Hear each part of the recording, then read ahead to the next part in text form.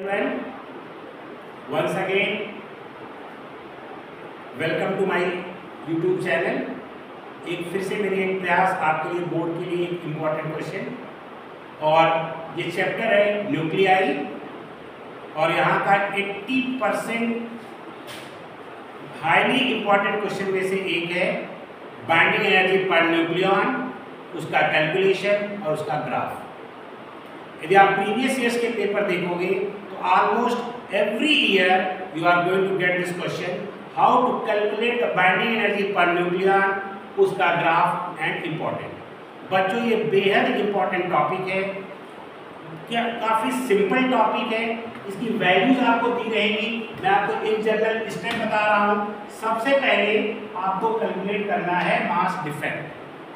Mass defect यानी number of protons into mass of proton plus number of neutrons minus mass of neutron into mass of nucleus.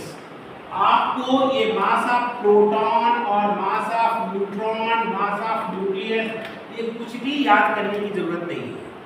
ये सारी की सारी constant values आपके paper में दी रहेगी। आप एक बार बाइंडिंग, सबसे पहले आप मास डिफेक्ट निकालें।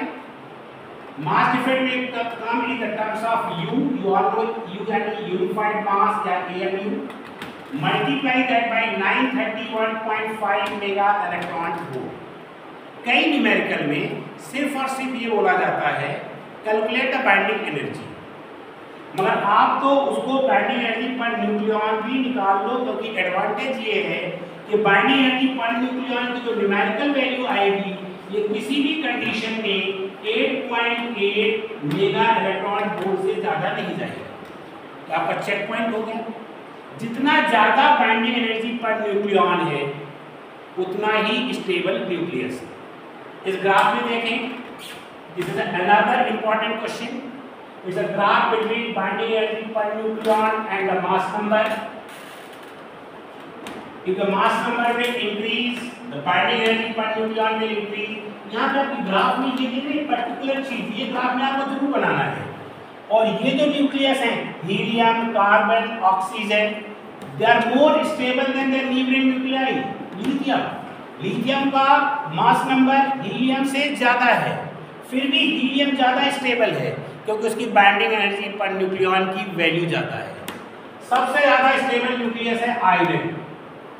और फिर जैसे जैसे इससे आगे बाइंडिंग एनर्जी पर न्यूक्लियॉन बढ़ेगी, बाइंडिंग एनर्जी पर न्यूक्लियॉन का ग्राफ नीचे आ जाएगा। मतलब smaller nuclei are unstable and larger nuclei are also unstable.